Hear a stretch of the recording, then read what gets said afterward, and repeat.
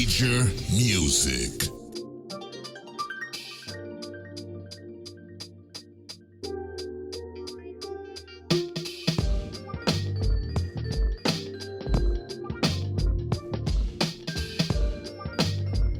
What's good? I'm back with part 2 of my iStandard Beat Camp experience. Tune in to the radio show Monday night, 7 p.m. Central Time on icebreakerradio.com.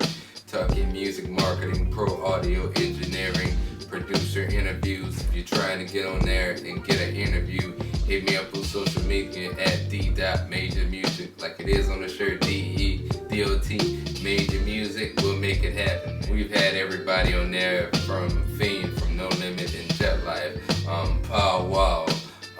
We've also had Tony Dofat, Trauma from TraumaLoops.com, Postman from Live Off Beats, St. Joe from SoundsandGear.com. The list goes on, man. We do artists sometimes as well, but we definitely want to have everybody that we can be a part of it. Yeah, this is going to be kind of day 2 of my experience at the iStandard Beat Camp. This particular video is not necessarily going to go in the order that I went through like the previous video did. You're going to see parts of the celebrity beat set, which was kind of the end of the show, where there were quite a few producers up there. Cardo, S1, Son Von Beats, Sick With It, Jay Rhodes, Jay Oliver, Youngstarrbeatz. The list goes on, man. There were a ton of producers on stage playing beats. All of them had pretty dope stuff. Another part of my day, actually, which I didn't really get on video, I actually had a personal listening session with S1. Gave me some pretty valuable feedback. S1 is a Grammy-winning producer, actually produced Power for Kanye West.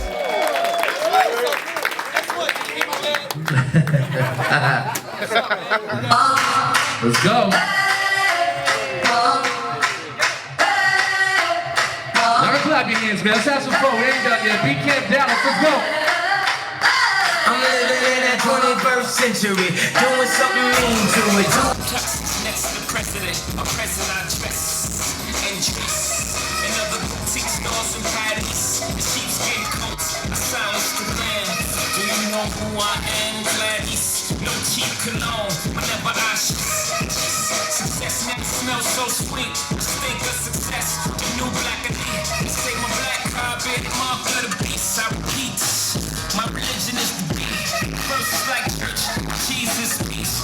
Please, domino, oh my.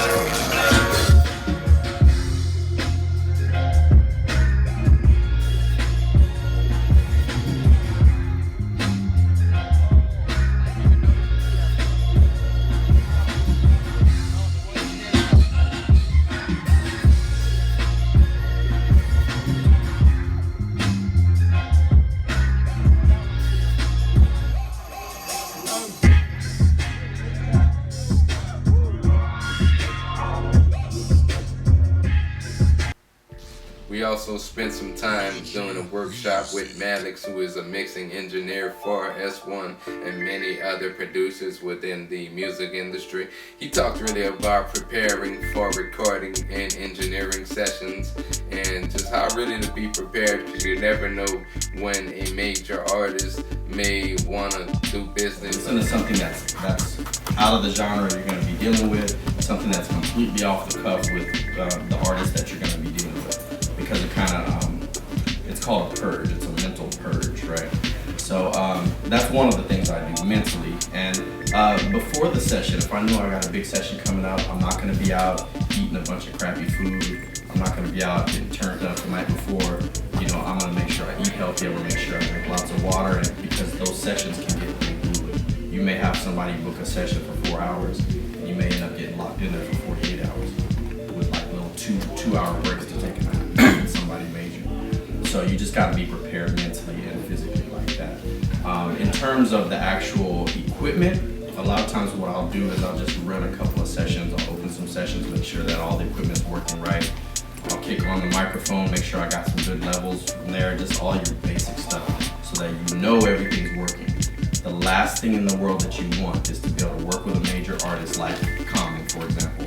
He'll come in and he's ready to go, and you're like, oh, hold on, this is crashing. Oh, hold on, let me set up the mic. Hold on. You don't want these guys waiting. You may blow your one shot because you got this dude waiting, you know. So that's from an engineering perspective. That also translates as a producer. You know, if you're a producer and you got Common coming in and he wants to hear some beats, and you're like, hold on, let me open up my session. Oh man, my plugin's not opening up. Oh, hold on 1 second, let me reboot. That'll kill everything.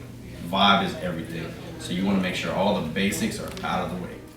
The next part of the day was actually with Youngstarrbeatz and King Logan. For most of you that know Youngstarrbeatz, he produced for Nicki Minaj and 2 Chainz. King Logan did some work with Justin Timberlake. Their part of the workshop pretty much consisted about crafting your own sound, as well as kind of reinventing yourself at least once every 3 to 6 months. And that was some pretty valuable information they gave in that part of it. One of the other points that they also brought up was working with a live musician in the studio with yourself, as well as even sitting down with the artist that you're crafting a beat for. And I mean, it's really cool to have your own collection of things that you do in terms of beat, but it's also really good if you have the chance to really sit down with an artist and start a beat from scratch that they're going to be using exclusively. Yeah, I had to.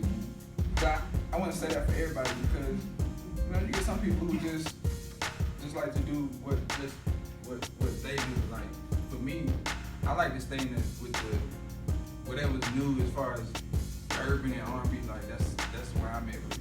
So, but you get some people who wanted to do just a certain type of genre of music and just want to stay right there. So, I mean, I don't know how that goes over and everywhere, but for me, I feel like I always had to reinvent myself because, like I said, music changed so much, man, and I feel like that's the best way to stay relevant. You'll find yourself getting in, you ever got in with an artist and play them beats, and you really just was playing them songs that you were playing them stuff that they weren't looking for. Yeah. And sometimes it's a good thing, sometimes it's a bad thing. Sometimes it can be your sounds might be outdated, but it's mixed good. Or sometimes you have dope ass sounds and it's not mixed good. It makes you a motherfucker. Right, man. And so, for me, man, I definitely feel like I had to reinvent myself because new music comes all the time. But just like an artist, I gotta reinvent themselves and come with some new dope shit, like that same flow producer. Reinventing myself, yes. I feel like you have to. And like you said, music, the wave now is unbelievable. It's unbelievable because he can do something new right now, something nobody's ever heard. 1 million people gonna do it, that same beat tomorrow. Because of the internet. So you have to reinvent yourself, like you said.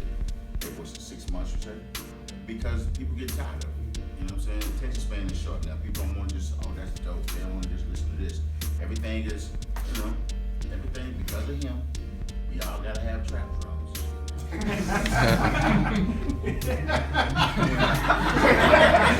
You started that?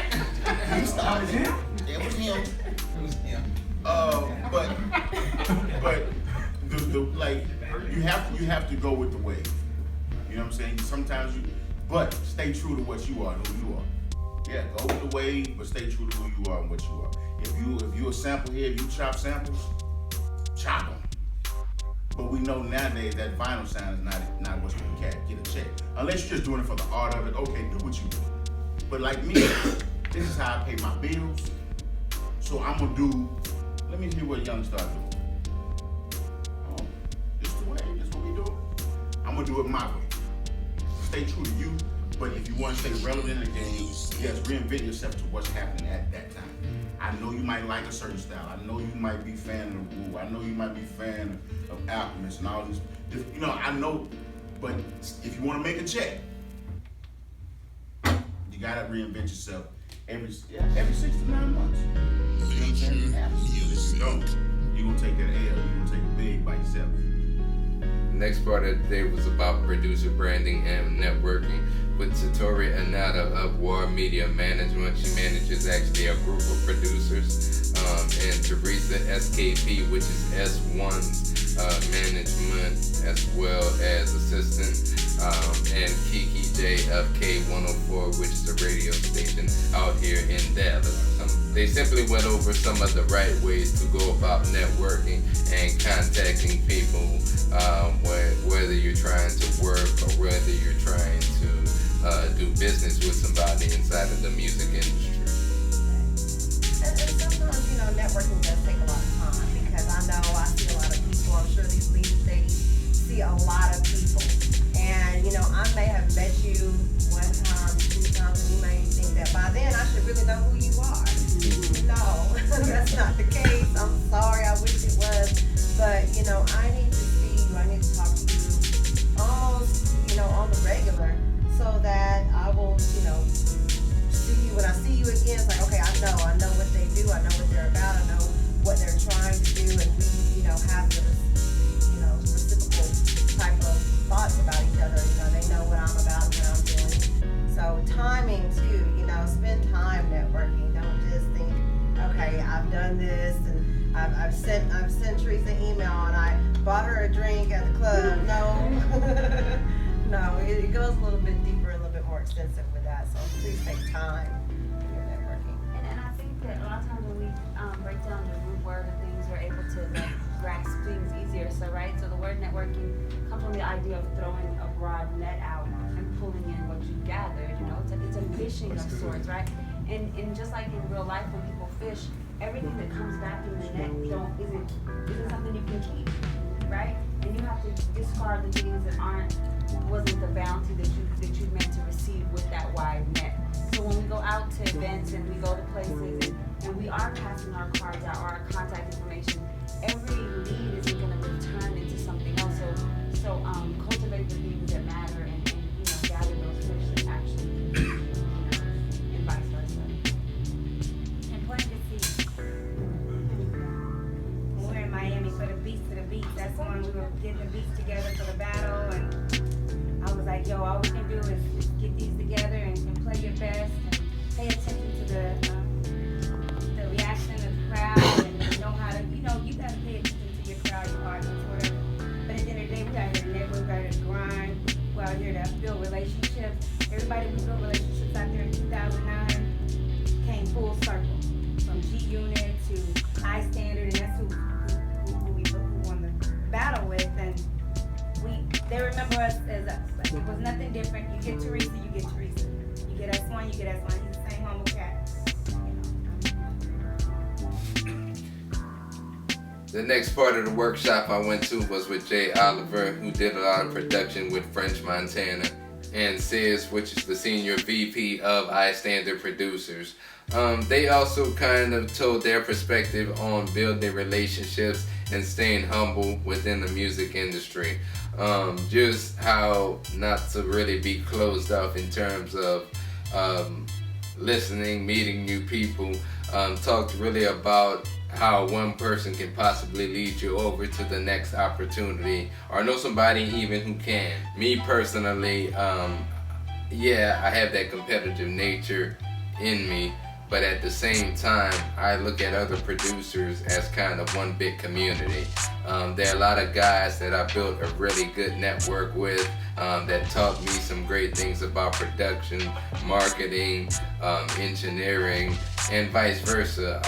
Just getting somebody else's perspective on something at times can possibly help you go a long way, because it's just information that you may or may not have had before. But just tell us a little bit about your background. So pretty much I've been making beats since I was 14 and 27. My whole purpose for making beats wasn't for the money. Me and my brother did it because we wanted to be on Scratch Magazine. I don't know if any of y'all were Scratch Magazine. Scratch Magazine was huge to us. Like coming up, we would see, all the dope equipment. Cool and Dre was in there. He was out, big. We looked up to them.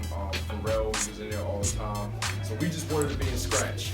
they destroyed scratch, they got rid of scratch, and it hurt us, but you know, we still was doing music for the love of it. You know, I was coming out of Baltimore, and I just always did music. At first I was an artist. I started out being an artist, and when I got around, you know, the engineers and the producers and stuff, I realized that composing music was really what I wanted to do. Somebody told me, he said, you know, you can be an artist, you can be a producer, you can be a videographer, you can be all of that, but you need to concentrate on one thing. He was like, that one thing is gonna get you to where you need to be. And once you do that one thing, then you can come back and do whatever you wanna do. So that's pretty much it. Coming out of Baltimore, it's really not really too much music people coming out of there besides Drew Hill, Cisco, Mario, King Los.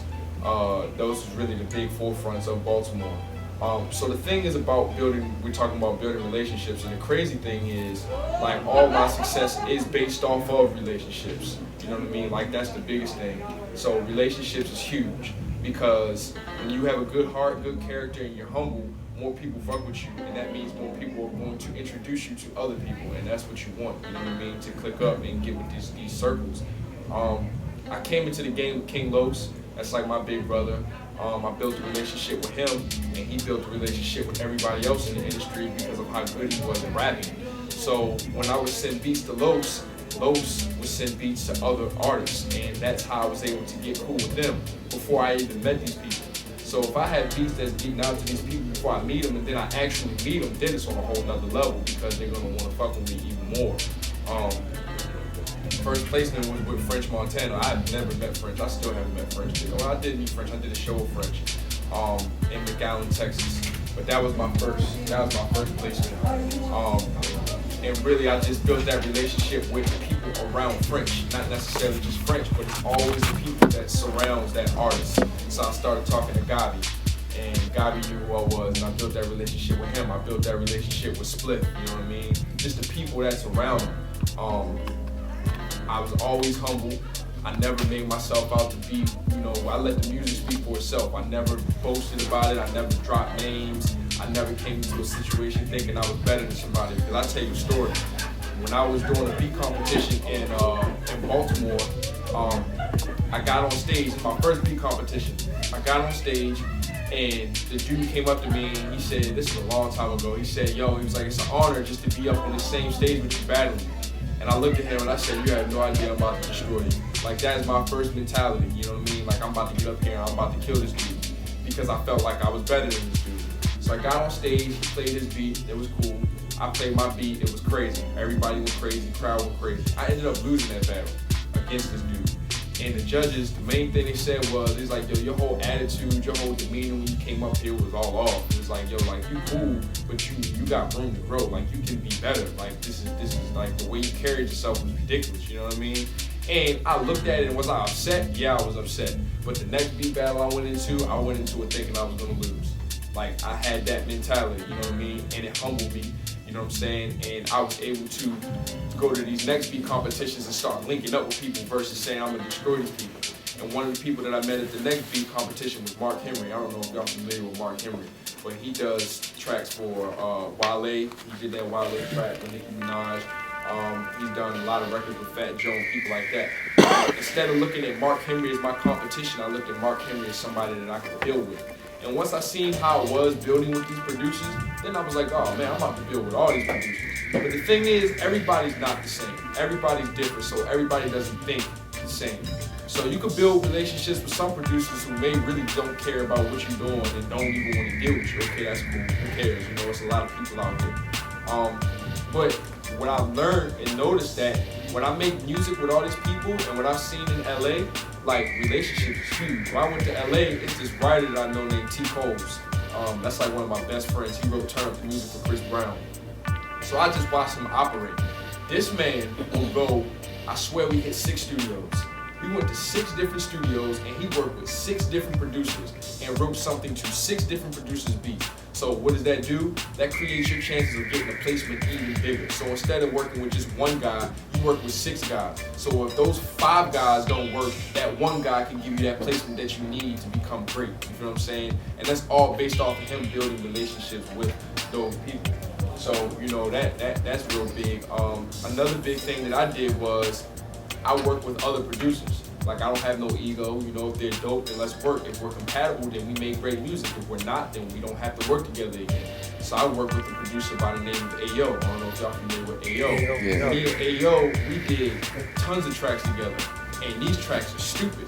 And Ayo's connections might be longer than my connections. Matter of fact, Ayo had a connection with Kanye, so we did this record, and Kanye liked the record. He got the record to Kanye through Spiff. I don't have Kanye's connection, like I can't get that, you feel what I'm saying? Now, did the record get placed? No, it didn't get placed. But did he do something to record on it? Yes, he did. Why? Because Ayo was able to build that bridge.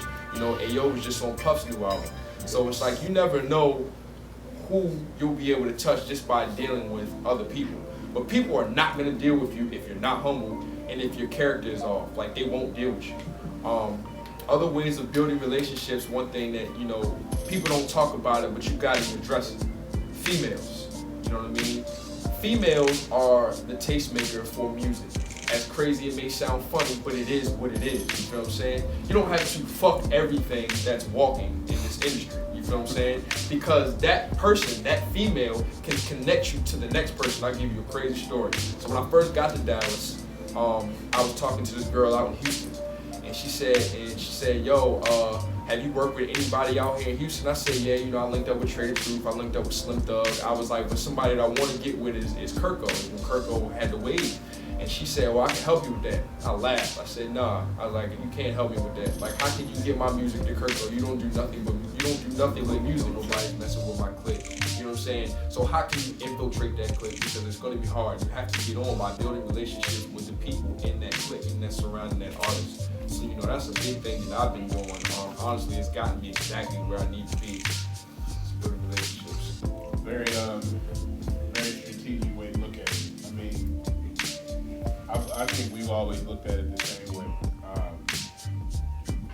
You have to know everything about people. People are more important than your music. I know we all think our music is the most important thing we got, but it's not. Because if you got awesome music and no relationships, you don't have anything. Nothing at all. You can't go nowhere.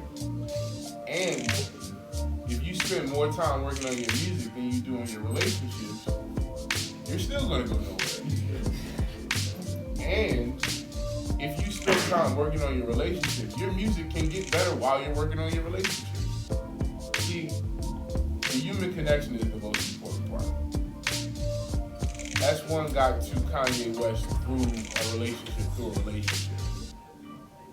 Okay, we always tell that story. You guys can go watch it on the Beat Camp Chicago video. Because we actually had Ron Fest and S1 and Malik Youssef tell this story. It was the first time they all were there in the room telling the story together. So you got to hear S1's perspective. You got to hear Ron Fest's perspective. And then Malik as the outside observer who was in Hawaii with them and Kanye and saw the whole thing go down, perspective of how S1 got to where, you know, he was with that power record. But it was just building relationships. If you look at the Compton album that just came out, you wonder why the lead person on the Compton album is some random rapper from North Carolina. Come on, man. Right. We went to school together. We went to Morgan State University together. Now see, what's crazy about that is if you know the math to it, it's not random at all. But so we can only make it out to certain ones. So we kind of carry the torch. We call it celebrity beat sets. So instead of doing like a round robin, what we're gonna do is we're gonna actually start on this side and work our way to the end. I'm gonna let these guys play about 5 minutes worth of music. If you guys can start off playing. That's what it is. So this is how we close out every show, man. This is just like the culmination of this talent that's been out here. Give it up for all these gentlemen for speaking on panels, devoting their time, giving you guys critiques. Give it up real loud, man. Come on. Show them some love. All right, man. Let's start it off. Dream, what's up? Yeah.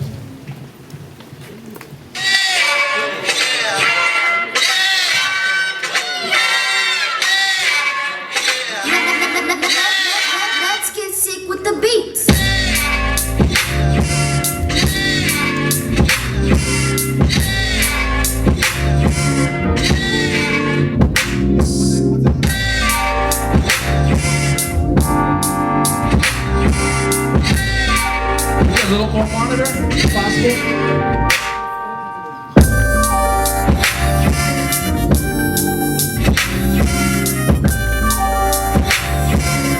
sure you hashtag everything Beat Camp Dallas.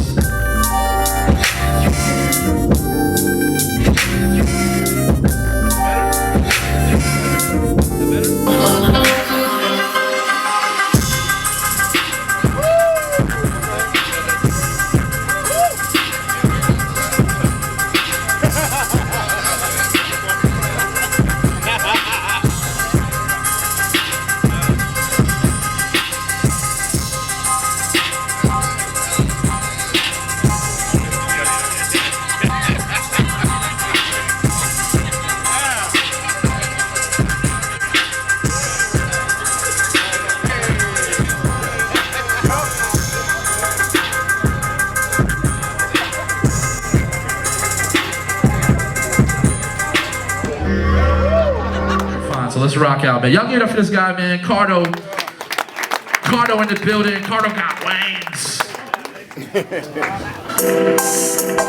Yeah, man. Let's go. Sean Khalifa, man. Paper plane gang. Number one, y'all. Hey, shout out to my brother Spitter, man. I just wanted to say that.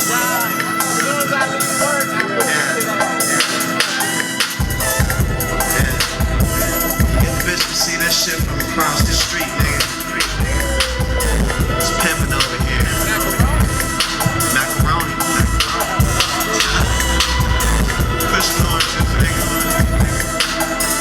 What up, Chevy? Germ, I see. Cardo on the beat. I don't love 'em. I don't chase 'em, I duck 'em. Smoke something, go to one of stay soon as I fuck 'em. Niggas be pressed for pussy, ain't nothing. Hey. Come on, y'all. Show love. Cardo. Let's go.